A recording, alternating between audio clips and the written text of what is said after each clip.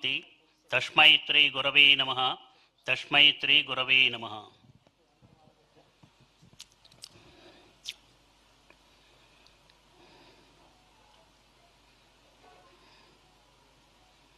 ప్రేమమూర్తులారా, పరమ పవిత్రమైనటువంటి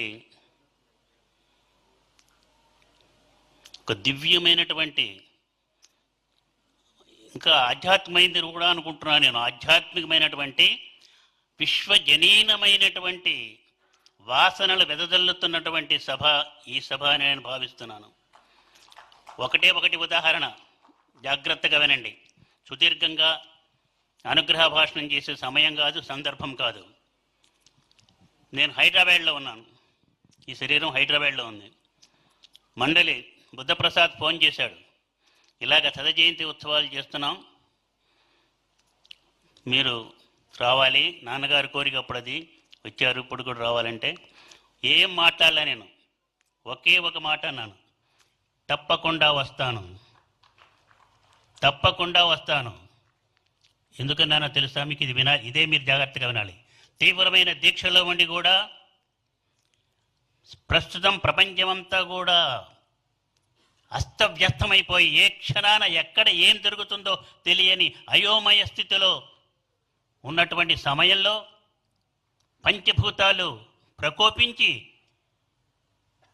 ప్రళయతాండవం చేస్తున్న ఈ సమయంలో భయపెట్టడం కాదు కావలసింది, దాన్ని తగ్గించడానికి ఏంటి కారణం అనేది కనుక్కొని తగ్గించడానికి చేయాలని ప్రయత్నం చేయాలని చేసేటువంటి పద్ధతిలో తీవ్రాతి తీవ్రంగా దీక్షలో ఉండి కూడా తప్పకుండా వస్తాను అని చెప్పేసేసి ఈ కార్యక్రమానికి వచ్చాను.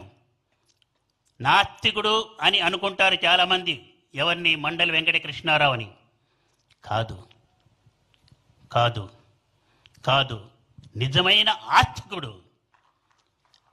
మాతృదేవోభవ, పితృదేవోభవ, ఆచార్య దేవోభవ, అతిథి దేవోభవ అని చెప్పింది సనాతనం. కానీ వీళ్ళని విస్మరించి తీర్థయాత్రలు చేయమని కానీ తీర్థాలలో మునగమని కానీ పుణ్యం వస్తుంది అని చెప్పలేదు. భౌతికతని నిర్లక్ష్యం చేసింది సనాతన ధర్మం అని చాలామంది అంటారు. తప్పు. భౌతికాన్ని గురించి ఎక్కువగా ఆలోచించిందే సనాతన ధర్మం. భర్త ఎట్లా ఉండాలి, భార్య ఎట్లా ఉండాలి, కొడుకు ఎట్లా ఉండాలి, రాజు ఎట్లా ఉండాలి, ఇవన్నీ చెప్పి ఈ సమాజంలో ఈ భూమి మీద మనం ప్రశాంతంగా ఎలా ఉండాలో అది చెప్పినటువంటి సనాతన ధర్మం కంటే మించినటువంటి భౌతికవాదము లేదు. కాబట్టి భౌతికవాదం వేరు, ఆధ్యాత్మికత వేరు అని కాదు. ఆధ్యాత్మికతని నిత్య నైమిత్తిక జీవితంలో మిక్స్ చేసి కలుపుకొని మనం జీవితాన్ని గడపాలే కానీ వేరువేరు కాదు. అది ఆచరించిన వాడు మండలి వెంకట కృష్ణారావు. ఒక చిన్న స్టోరీ, ఆవుబెన్ ఆడమ్ కథ చెప్తాను. ఆవుబెన్ ఆడమ్ రాత్రిపూట నిద్రపోతూ మెలుగు వచ్చింది, చూశాడు చంద్రుని యొక్క లైట్ పడుతుంది.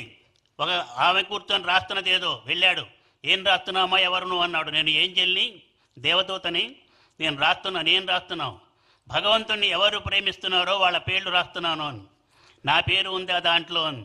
లేదు. సరే వెళ్ళి పడుకున్నాడు. మరుసటి రోజు కూడా లేచాడు. లేచేటప్పటికి అదే సీన్ కనిపించింది. మళ్ళీ వెళ్ళి అడిగాడు, ఏం రాస్తున్నావమ్మా ఈరోజు అని. భగవంతుడు ఎవరిని ప్రేమిస్తున్నాడో వాళ్ళ పేర్లు రాస్తున్నాను అని. ఏం మాట్లాడకుండా వెనక్కి తిరిగి వెళ్తున్నాడు. ఆగు ఏం అడగలేదేంటి అని. ఏం అడిగేది ఉంది, నా పేరు దాంట్లో ఉండదు అందుకని వెళ్తున్నాను. ఆగు, జాగ్రత్తగా విను. మొట్టమొదటి పేరే నీది. First name is your self. ఎవరైతే భగవంతుణ్ణి ప్రేమిస్తున్నారనుకొని పక్క వాళ్ళని ద్వేషిస్తూ ఈర్ష్యాసూయ ద్వేషాలతో ఉంటారో వాళ్ళకంటే మనుషులు ఒకళ్ళనొకళ్ళు ప్రేమించుకుంటూ ప్రేమతో సహకారంతో ఒకళ్ళకొకళ్ళు సహకరించుకుంటూ సమైక్యంగా ఉండి ఈ భూమిని గనక ప్రశాంతి నిలయంగా చేయడానికి కృషి చేస్తే వాడు నాకు ఎక్కువ ఇష్టమని భగవంతుడు చెబుతున్నాడా అని మనందరికీ ఒక పాఠంగా చెప్పింది. చూడండి, ఒకళ్ళు ఇద్దరు కొడుతున్నారు తప్పట్లు, మీరంతా కొట్టాలా. కాబట్టి ఐక్యత ముఖ్యం, సమైక్యత ముఖ్యం అని శాసించినటువంటి వాడు శాసించాడు. ఆచరించడం కూడా కాదు, శాసించాడు. ఆచరించమని చెప్పాడు.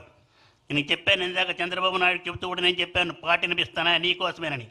విను, తుఫాన్ వచ్చినప్పుడు ఎలా బాగా అయితే అవుతున్నాడో అప్పుడు ఆయనకు కూడా వినిపించాను నేను. ఇది జాగ్రత్తగా విను, అర్థం చేసుకో, అర్థవంతంగా ముందుకు నడువు, విజయాన్ని సాధించు. ఆంధ్రప్రదేశ్ రాష్ట్రాన్ని ప్రపంచంలోనే ఒక విశిష్టమైనటువంటి ఉద్యమ స్థానంలో నిల్చోబెట్టేటువంటి ఒక వ్యక్తిగా నిన్ను భగవంతుడు సెలెక్ట్ చేసుకున్నాడు. అది యథార్థమైన సత్యం అని చెబుతూ పాట పాడుతున్నాను, వినండి, మీరు కూడా వినండి. నా ధ్యేయం నా గమ్యం మరువను మరువను ఎన్నటికి, మరచి నడువను ఎన్నటికి. నా ధ్యేయం నా గమ్యం మరువను మరువను ఎన్నటికి, మరచి